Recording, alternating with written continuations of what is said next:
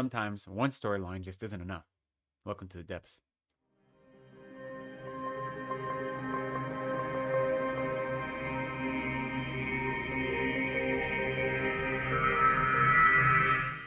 Hello, welcome to Reading from the Depths. My name is Lecton. Thank you for spending some time with me. Today I have a review for you of Death of the Author by Nnedi Okorafor. This is being published in January 2025 by William Morrow, and this is an incredible book. It is really, really wonderful, which is no surprise because Okorafor has won the Nebula, she's won the Hugo, she's won the Lodestar and Locus Award, she's a New York Times bestselling author, so it's not a surprise that this book is great, but it really is quite a joy. It refuses to be contained in like a genre distinction or box, yet it's playing with sci-fi and fantasy in really great ways. There are kind of three different stories happening at the same time. The main story is following an author. She's a young woman. She is in a Nigerian American, part of a huge family. Her parents immigrated to America, and then I think I think there are 6 daughters and a son, or maybe 5 daughters and a son, but it's a huge, huge family. And she is kind of the disappointment of the family because she's an author. And there's also like a neurosurgeon and a lawyer and everyone else and an engineer. So everyone else in the family seems to be more successful. And our main character is fired in the first chapter of her story. She can't get her new novel that she's written. No one wants to pick it up. Her first novel that she had written didn't do what she wanted it to do. She wasn't expressing herself. And so you're following her story. After being fired, after kind of losing everything, she just starts writing, and she writes a sci-fi story, which is not a genre that she likes. She likes writing literary fiction. That's what she likes reading. But she writes a story about a post-human world that takes place in Lagos.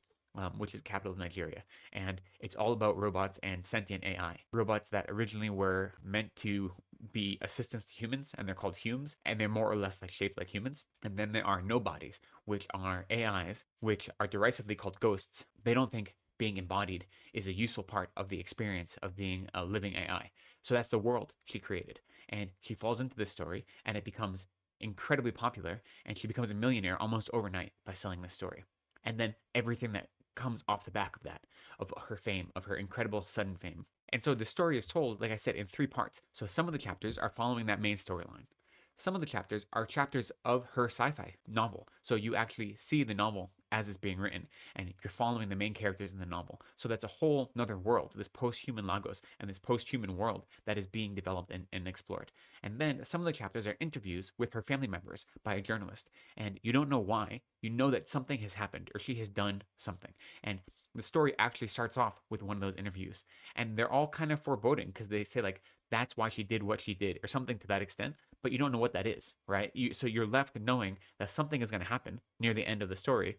And you have these brief moments where different family members are talking about it, but they're talking around it. And all three of these elements work together so well. And that is a testament to the writing. So the writing itself is straightforward, but it's playful, and it follows the moods of our main character, especially in our main storyline. When the character is excited and joyful, you feel that like frenetic energy in the writing. And when she's down and depressed and she feels like everyone is against her, then you feel that in the writing as well. So the writing itself is very, very readable, but it's very propulsive. It pulls you along the whole time. Now, when you get into the sci-fi novel, the writing is clearly different, right? It has a different voice. And because of that, the writing is a little more languid, and it's more exploratory, and it's more inquisitive in some ways. And so just the style difference between our main story and then the story within the story is really, really skillful and noticeable. On top of that, you have these interviews, and the interviews are such a great opportunity to learn about character and to do world building, because the interviews are done, and every character that's being interviewed, many members of her family, they speak with their own distinctive voice. And whether it is her parents who are immigrants to America or her other siblings who are all first generation Americans, they all have different kind of modes of speech. They all have different characteristics to the way they speak and to how they view themselves in the world due to their profession, due to their relationship with our main character, Zilu. And because of that, that all comes through in these interviews. Also, in these interviews, which are supposedly about Zilu, some of them choose to tell stories about themselves instead. Some of them tell flattering stories about her. Some tell less than flattering stories about her. So you learn so much about the character dynamics in these interviews that are scattered throughout the other stories. So these three strands are woven together in a really genius way. All of them feel distinct, but it's clear they all are working together, and it's done really well, and it's a lot of fun to read. Our main character in Zilu is spectacular. She is complicated, she is messy, she has this like self-righteousness about her that is on one hand really not appealing, but on the other hand, like it's understandable. And where she sits in her family and in the family dynamics, you see how she is who she is. She's always the rebel, and in many cases, it doesn't feel like she's getting the support from her family that she needs, and as a result of that, you see her rebelling against it. So she feels like an incredibly well-rounded character. She is disabled. She doesn't have the use of her legs due to an accident when she was young, and so that is also a big part of her character. She wasn't born with a birth defect, but instead she engaged in a behavior that caused her to break her spine, which really wasn't her fault when you look at it, but her parents and her family members blame her for it, and they resent her for her disability, yet they also try to support her in her disability. So it's clear her family loves her, but at the same time, it's complicated. And so she's complicated. So I think she as a character is great. The other ancillary characters don't get nearly as much development as she does, but they all feel genuine. And actually, the whole family feels like a character, like a single character. And so within that family, you feel definite love and you feel compassion, but you also feel judgment, you feel resentment, you feel all of those kind of pieces that make up this large, complicated family that you can relate to, right? Especially of first generation Americans who are struggling with cultural ideas and of expectations and biases from the outside. What do they do to hold on to their culture, to hold on to their identity, and to respect where they came from and where they are now, and how does that manifest in the very complicated family dynamics? So as you are learning about all the different members of this family, and there are so many of them, it's a big family, none of them feel like nearly as fully fleshed out as Zilu does, but it's clear that this is the character who is always cynical, and that this is the sibling that is always judgmental. This is the sibling that is going to support you no matter what. And you have all of these little like mini relationships as part of this big whole, and I think that's done really well. So none of the characters feel archetypical. They feel like genuine members of a family, and that's what they're supposed to feel like. They have little quirks, they have enough interesting characteristics about them to make them stand out, so none of them feel like stock characters, but at the same time, they really are serving as one of the many faces of the character that is the family. There are a few other ancillary characters who get a little more depth, people that you spend more time with outside of the family a little bit, and those are also really well done. They're, again, the characters are all complicated, which is great. The characters, nothing is simple in this story, but it feels simple. It reads as simple, even though it isn't. Now, you also have the world building and the characters of the sci-fi novel, and those are also well done. Again, the writing style is different. It's more inquisitive, it's more earnest, and the main character is someone who is on a quest to basically save the Earth and to save all humans and to try to create peace between the humans and the nobodies who are fighting with each other. And this idea of tribalism is explored and what it means to only fight for your own tribe at the expense of saving all of humanity or all of AI kind, as it may be. And so there is another storyline happening that is also really well developed. That story on its own is fun, and the characters are exciting and interesting and compelling, and the world that is built there is compelling. And then the way that story is paralleling our main character's own experience is genius. And the way she's forecasting what is going to happen in her life through her writing, I think is really, really well done. So all the pieces fit together so well. The characters are all exciting and they're fun to spend time with. As I said, the writing styles differ depending on what part of the story you're in, whether it's the interviews, the main storyline, or the novel within the novel. But all of them are strong. All of them are page turners. You never want to stop. And I think what is really genius is the use of character to develop the world building. So the world is just a near future to our world. She quotes many things that still exist in our world, like Facebook or Kendrick Lamar or other things like that. Yet the technology is just a little more advanced than our world. Not much, but just a little bit. Like many cities have self-driving cars, and so she takes a self-driving car everywhere. And yet it's still at a point where people are afraid to take self-driving cars. So it's just a little bit advanced of where we are.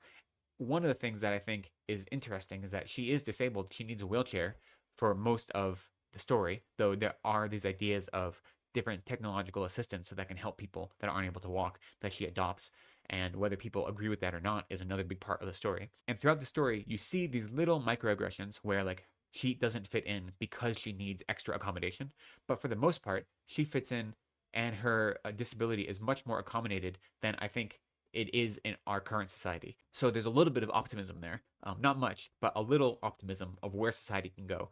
You don't see her getting the kind of societal judgment due to her disability, at least not overtly, that I think someone in her shoes would in the 21st century right now. But aside from that, the world is enough like ours that you never feel out of place. And with the new technology that is introduced, they are such small steps from what we have that there's never any explanation of them. They're just integrated into the story. So it feels very, very lifelike and it feels something expected, but it helps create this kind of fantastical story within a very expected world. I think the character development also does a lot of developing the world because the world isn't about the greater world she lives in. It's about her family and her experiences as a member of this family and what she wants to be in her life. And so her world, to some extent, is this cultural world defined by being a Nigerian American, of coming from a place but not being of that place anymore, but carrying that place with you in your heart, and what it means to carry that cultural identity and to do your best to not only fulfill its expectations, but to promote it, to preserve it, and yet live in a world where that is constantly under threat from the outside. So the world building is done in this micro level, which I think is really, really skillful.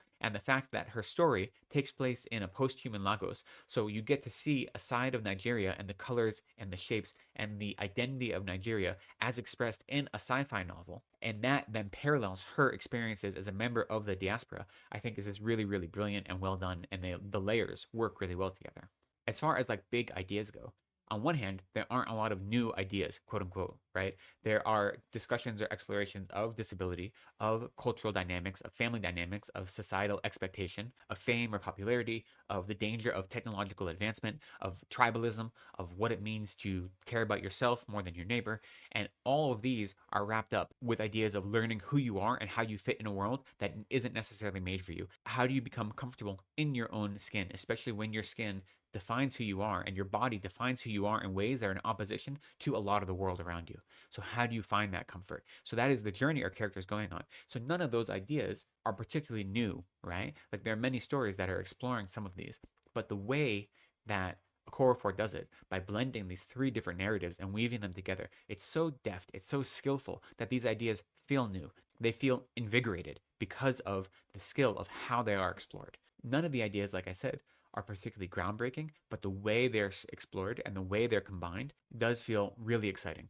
And I think what's most important about the story, though, is that it is fun. The story is joyful. It is such a joy to read the story. It's a delight. And there is this foreboding, right? Or this cloud hanging over the whole story because of these interviews, and you don't know what they're talking about. And you're on tenterhooks trying to figure out what is it that she does that is going to happen closer to the end of the story that has necessitated all these interviews. So there is this tension that is constantly built literally from the first chapter. The first chapter is an interview chapter. So you have this tension right from the beginning. Yet even with that tension, that never takes away from the joy of the story or the fun of reading the story. So I had a blast reading this story. I thought it was great. And to be honest, I have a couple other books by Okorafor, but I haven't read them yet. They're all just sitting in my digital TBR pile. So I'm really excited to get to them now because this book really inspired me and really excited me about her writing. Have any of you read any of her other books? I think one of them is being made into a Netflix series right now. And as I said, she's won numerous awards. So I'd love to hear your thoughts about other things that she's written. And if you've had a chance to read this yet, your thoughts about this as well. For me, you can tell I really enjoyed it. I think that's all I have to say, though. So thank you for spending some time with me today. I appreciate you. Please be kind to yourselves, take care of each other, and go slowly.